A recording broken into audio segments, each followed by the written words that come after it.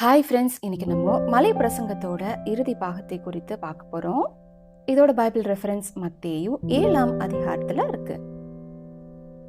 இயேசு அவரோட மலை பிரசங்கத்தை முடிக்கும்போது அவர் 2 விதமான வாசல்கள், 2 வழிகள், 2 இலக்குகள், 2 விதமான மனிதர்கள், 2 விதமான மரங்கள், 2 விதமான பழங்கள், 2 விதமான கட்டிட கலைஞர்கள் மற்றும் 2 விதமான அஸ்திபாரங்களை குறித்து ஜனங்களுக்கு விளக்குகிறார்.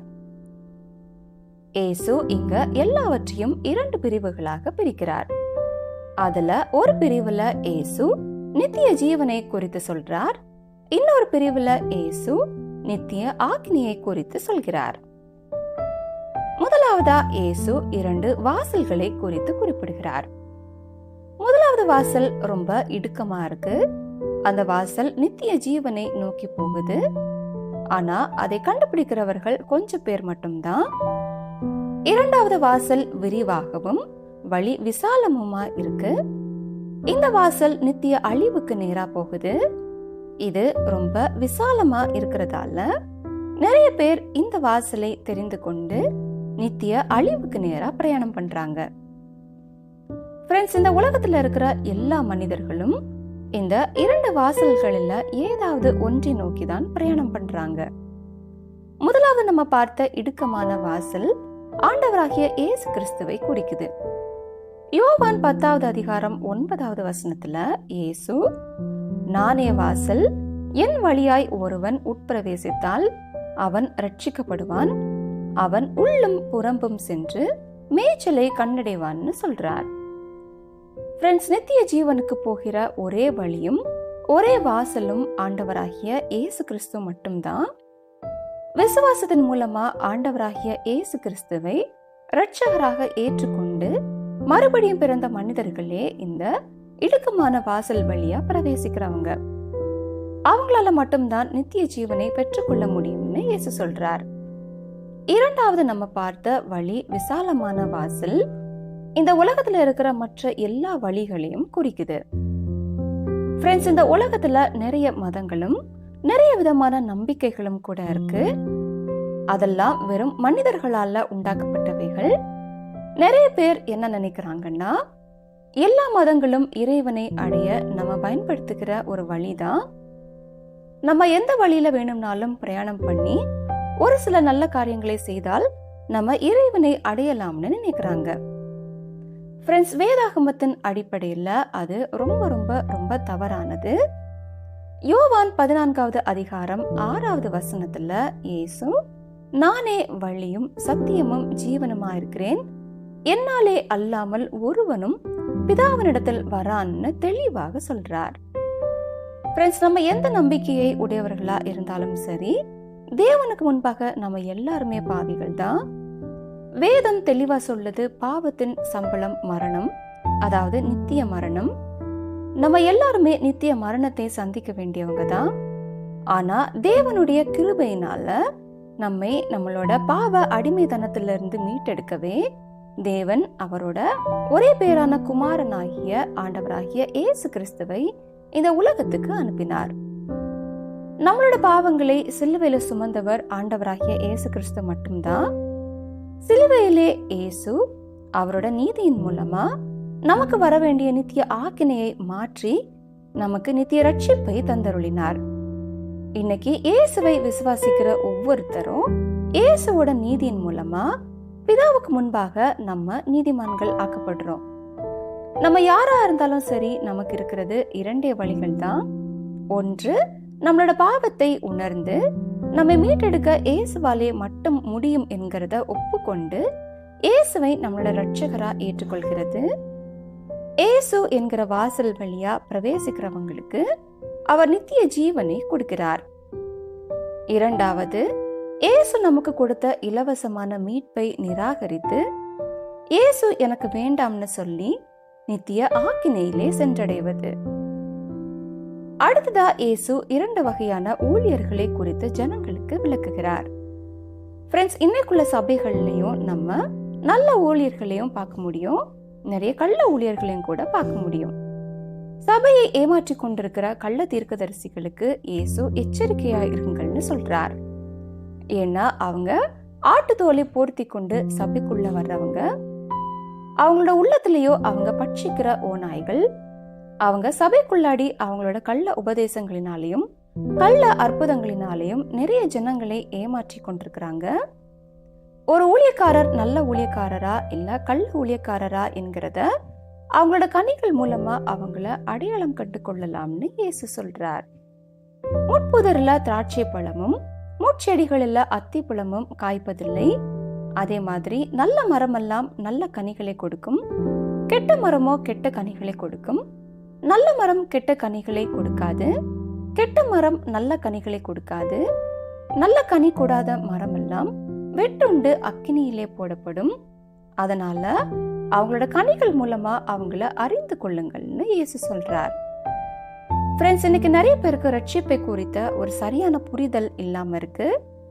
ரட்சிப்பு என்கிறது நம்ம கிட்ட இருந்து வர்றதில்ல, அது முழுக்க முழுக்க தேவனுடைய ஈவு மட்டும்தான்.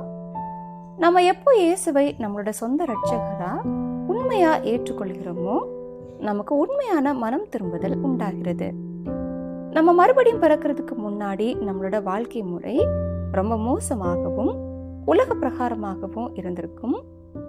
ஆனா இயேசுவை நம்ம உண்மையா ஏற்றுக்கொள்ளும் போது நம்மளோட பழைய பாவ மனிதன் செத்து நம்ம ஒரு புதிய சிருஷ்டியாகிறோம். 2 கொரிந்தியர் 5:17 ஒருவன் கிறிஸ்துவுக்குள் இருந்தால் புதிய சிருஷ்டியா இருக்கிறான், பழையவைகள் ஒளிந்து போயின, எல்லாம் புதிதாயினு வாசிக்கிறோம். எப்படி நம்ம மாம்சீகமா ஒரு முறைதான் பிறக்க முடியுமோ மறுபடியும் பிறக்கிறது என்கிறதும் ஒரு முறைதான் நம்மளோட வாழ்க்கையில நடக்கிற காரியம். நம்ம கிறிஸ்துவுக்குள்ள மறுபடியும் பிறந்ததுக்கு அப்புறம் நம்மளோட வாழ்க்கை முறையில நம்ம நிறைய மாற்றங்களை உணர முடியும். நம்ம அது வரைக்கும் உலகத்துக்கு அதிக முக்கியத்துவம் கொடுத்திருப்போம். ஆனா நம்ம மறுபடியும் பிறந்ததுக்கு அப்புறம் நம்ம இருதயம் மாற்றப்பட்டு தேவனுக்கேற்ற காரியங்களுக்கு நம்ம அதிக முக்கியத்துவம் கொடுத்து ஆவியின் கனிகளையும் நம்மளோட வாழ்க்கையில அதிகமா வெளிப்படுத்துகிறோம். நமக்குள்ளாடி ஏற்படுகிற இந்த உள்ளான மாறுதலுக்கு பரிசுத்த ஆவியானவர் நம்மளோட சரீரத்துல இருந்து நம்மை வழி நடத்துகிறதே காரணம்.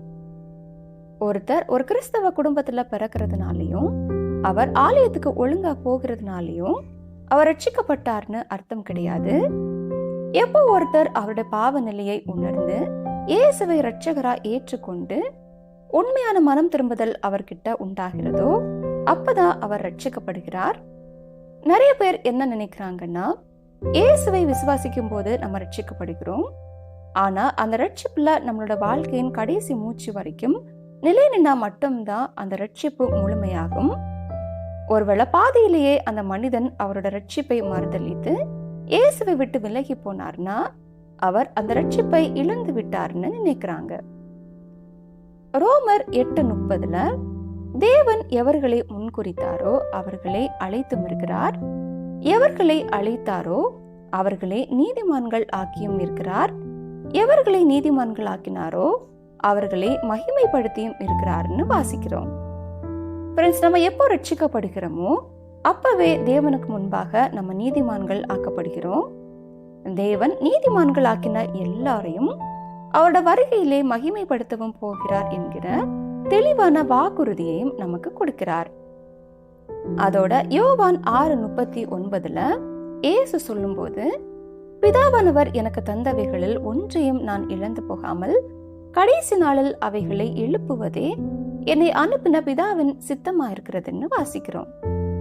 ஃப்ரெண்ட்ஸ், ரட்சிப்பு என்கிறது நம்மளோட கையில இல்ல, அது முழுக்க முழுக்க தேவனுடைய ஈவு மட்டும்தான். மறுபடியும் பிறந்த ஒரு மனிதனால ரட்சிப்பை நிச்சயமா இழக்க முடியாது. உண்மையா ரட்சிக்கப்பட்ட ஒரு மனிதனோட வாழ்க்கையில ஆவிக்குரிய கனிகளை நம்ம நிச்சயமா பார்க்க முடியும்.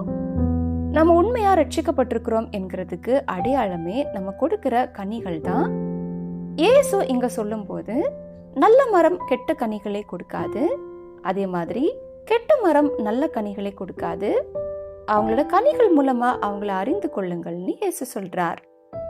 ஒருத்தரோட வாழ்க்கையில நான் இயேசுவை ஏற்றுக்கொள்கிறேன்னு சொல்லியும் அவரோட வாழ்க்கை முறையில எந்த ஒரு ஆவிக்குரிய மாற்றமும் இல்லாம அவர் தொடர்ந்து பாவ வழிகளிலேயே நடந்து கொண்டிருந்தார்னா அவர் ரட்சிப்பை இழந்து போனவர் கிடையாது, அவர் உண்மையிலேயே ரட்சிக்கப்படவே இல்லைன்னு தான் அர்த்தம். யாக்கோபு 2:26 கிரியைகள் இல்லாத விசுவாசமும் செத்ததா இருக்கிறதுன்னு வாசிக்கிறோம். நம்ம உண்மையிலேயே ரட்சிக்கப்பட்டோம்னா நமக்குள்ளாடி இருக்கிற விசுவாசம் நிச்சயமா நம்ம செய்கிற கிரியையிலையும் வெளிப்படும். ஒரு நல்ல மரத்துல நிச்சயமா நல்ல கனிகளை நம்ம எதிர்பார்க்க முடியும். ஒருவேளை அந்த கனிகளோட அளவு வேறையா இருந்தாலும் உண்மையா ரட்சிக்கப்பட்ட எந்த ஒரு மனிதன்கிட்டையும் நல்ல கனிகளை நம்ம பார்க்க முடியும். நல்ல கனி கூடாத மரம் எல்லாம் அக்கினியிலே போடப்படும்னு இயேசு சொல்லும் போது ரட்சிக்கப்படாத எந்த மனிதனும் நித்திய ஆக்கினையிலே பங்கடைவான்னு சொல்றார். அடுத்ததா இயேசு பரலோகத்தில் இருக்கிற என் பிதாவின் சித்தத்தின்படி செய்கிறவனே பரலோக ராஜ்யத்தில் பிரவேசிப்பானே அல்லாமல் என்னை நோக்கி கர்த்தாவே கர்த்தாவே என்று சொல்லுகிறவன் அதில் பிரவேசிப்பதில்லைன்னு சொல்றார். ஃப்ரெண்ட்ஸ், இயேசு இங்க பிதாவின் சித்தத்தின்படி செய்கிறவனே பரலோக ராஜ்யத்தில் பிரவேசிப்பான்னு சொல்றார்.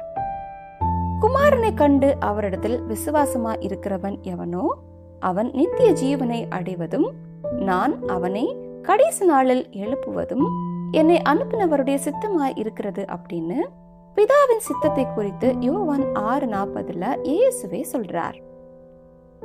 ஃப்ரெண்ட்ஸ், உண்மையான விசுவாசம் ஆவிக்குரிய கனிகளை கொடுக்கும்னு நம்ம ஏற்கனவே பார்த்தது மாதிரி உண்மையா மறுபடியும் பிறந்த ஒரு மனிதனால மட்டும்தான் பரலோக ராஜ்யத்துக்குள்ளாடி பிரவேசிக்க முடியும். இயேசு திரும்பவும் அந்நாளில் அநேகர் என்னை நோக்கி கர்த்தாவே கர்த்தாவே உமது நாமத்தினாலே தீர்க்க தரிசனம் உரைத்தோம் அல்லவா, உமது நாமத்தினாலே பிசாசுகளை துரத்தினோம் அல்லவா, உமது நாமத்தினாலே அநேக அற்புதங்களை செய்தோம் அல்லவா என்பார்கள். அப்பொழுது நான் ஒரு காலம் உங்களை அறியவில்லை, அக்கிரம செய்கைக்காரரே என்னை விட்டு அகன்று போங்கள் என்று அவர்களுக்கு சொல்லுவேன்னு சொல்றார். ஃப்ரெண்ட்ஸ், இயேசு இங்க அந்நாளில்லேன்னு சொல்லும் போது அந்த நாள் வெள்ளை சிங்காசன நியாய தீர்ப்பை குறிக்குது. வெள்ளை சிங்காசன நியாய தீர்ப்பு என்கிறது இயேசுவை விசுவாசிக்காத அவ்விசுவாசிகளுக்கானது. அந்த நியாய தீர்ப்புலையும் கிறிஸ்தவர்கள்னு சொல்ற நிறைய ஜனங்களும் நிறைய ஊழியக்காரர்களும் கூட பங்கடைவாங்கன்னு இயேசு சொல்றார். இந்த ஊழியக்காரர்கள் எல்லாம் ரட்சிப்பை இழந்து போனவர்கள் கிடையாது. ஏன்னா ரட்சிப்பை யாராலையும் இழக்க முடியாது. இயேசுவும் அவங்கள பார்த்து நான் ஒரு காலம் உங்களை அறியவில்லைன்னு தான் சொல்றார். அப்போ இந்த ஊழியக்காரர்கள் உண்மையிலேயே ரட்சிக்கப்படலன்னா அவங்களால எப்படி அற்புதங்களை செய்ய முடியும், தீர்க்க தரிசனங்களை சொல்ல முடியும், பிசாசுகளை துரத்த முடியும் என்கிற கேள்வி எல்லாருக்கும் எழும்பும். ஃப்ரெண்ட்ஸ், இன்னைக்கு நம்மளோட கண் முன்னாடியே நிறைய பொய்யான ஊழியக்காரர்கள் அவங்களோட சொந்த ஆதாயத்திற்காகவும் புகழுக்காகவும் பொய்யான தீர்க்க தரிசனங்களையும் பொய்யான அற்புதங்களையும் செய்து கொண்டுதான் இருக்கிறாங்க. இந்த பொய்யான அற்புதங்கள் தீர்க்க தரிசனங்கள் எல்லாம் தேவன் கிட்ட இருந்து வர்றது இல்ல. நிறைய கள்ள தீர்க்கதரிசிகளும் ஆட்டு தோலை போர்த்தி கொண்டு நிறைய ஜனங்களை ஏமாற்றுவார்கள். ஆனா அவங்களோட உள்ளத்திலேயோ அவங்க பட்சிக்கிற ஓநாய்கள்னு நம்ம ஏற்கனவே பார்த்தோம். ஃப்ரெண்ட்ஸ், இயேசு இங்க என்ன சொல்றாருன்னா, ஒருத்தர் ஒரு கிறிஸ்தவ மதத்துல பிறந்ததுனாலையும் அவர் ஒழுங்கா ஆலயத்துக்கு போறதுனாலையும் நிறைய அற்புதங்களை செய்யறதுனாலையும் அவர் உண்மையிலேயே ரட்சிக்கப்பட்டிருக்கிறார்னு அர்த்தம் இல்ல. நம்ம மறுபடியும் பிறந்தால் மட்டும்தான் நம்ம நித்திய ஜீவனை பெற்றுக்கொள்ள முடியும். இயேசுவோட எந்த ஒரு உண்மையான ஐக்கியமுமே இல்லாம சும்மா பேரளவுலையும் வெறும் சொந்த ஆதாயத்திற்காகவும் இயேசுவை வைத்து ஊழியம் செய்கிற யாரா இருந்தாலும் சரி, அவங்களும் வெள்ளை சிங்காசனத்துக்கு முன்பாக நிற்கத்தான் வேண்டும். இயேசு அப்படிப்பட்டவங்களை பார்த்து அக்கிரம செய்கைக்காரரே என்னை விட்டு அகன்று போங்கள்னு சொல்ல நேரிடும். ஃப்ரெண்ட்ஸ், இன்னைக்கு நம்மளோட வாழ்க்கையிலையும் நம்ம ஒருவேளை கிறிஸ்தவர்களா இருந்தாலும் கூட நம்ம ஒவ்வொருத்தரும் உண்மையிலேயே ரட்சிக்கப்பட்டிருக்கிறோமா என்கிறத ஒவ்வொருத்தரும் சிந்தித்து பார்க்கணும். மறுபடியும் பிறந்தால் மட்டும்தான் பரலோக ராஜ்யத்துக்குள்ளாடி பிரவேசிக்க முடியும் அப்படின்னு இயேசு யோவான் 3:3 தெளிவா சொல்றார். இயேசு அவரோட மலை பிரசங்கத்தை முடிக்கும் போது, நான் சொல்லிய இந்த வார்த்தைகளை கேட்டு இவைகளின்படி செய்கிறவன் எவனோ அவனை கன்மலையின் மேல் தன் வீட்டை கட்டின புத்தியுள்ள மனுஷனுக்கு ஒப்பிடுவேன். பெருமழை சொரிந்து பெருவெள்ளம் வந்து காற்று அடித்து அந்த வீட்டின் மேல் மோதியும் அது விழவில்லை. ஏன்னா அது கன்மலையின் மேல அஸ்திபாரம் போடப்பட்டிருந்தது. நான் சொல்லிய இந்த வார்த்தைகளை கேட்டு இவைகளின்படி செய்யாதிருக்கிறவன் எவனோ அவன் தன் வீட்டை மணலின் மேல் கட்டின புத்தி இல்லாத மனுஷனுக்கு ஒப்பிடப்படுவான். பெருமழை சொரிந்து பெருவெள்ளம் வந்து காற்று அடித்து அந்த வீட்டின் மேல் மோதின போது அது விழுந்து முழுவதும் அழிந்ததுன்னு சொல்றார். ஃப்ரெண்ட்ஸ், நம்மளோட வாழ்க்கையோட அஸ்திபாரமும் கண்மலையாகிய இயேசுவின் மேல போடப்பட்டிருந்ததுன்னா நம்ம எதுக்குமே பயப்பட வேண்டிய அவசியம் இல்லை. எந்த ஒரு சூழ்நிலையும் நம்மை இயேசு கிட்ட இருந்து பிரிக்க முடியாது. ஒருவேளை நம்மளோட அஸ்திபாரம் வேற எதன் மேல போடப்பட்டாலும் சரி, அது ஒரு நாள் அழிந்தே போகும். இயேசு இந்த வார்த்தைகளை சொல்லி முடித்தப்போ அவர் வேத பாரகரை போல போதிக்காம அதிகாரமுடையவராய் அவர்களுக்கு போதித்ததால ஜனங்கள் அவரோட போதகத்தை குறித்து ஆச்சரியப்படுறாங்க. ஓகே ஃப்ரெண்ட்ஸ், மீண்டும் அடுத்த பைபிள் ஸ்டோரியில சந்திக்கலாம். Bye friends.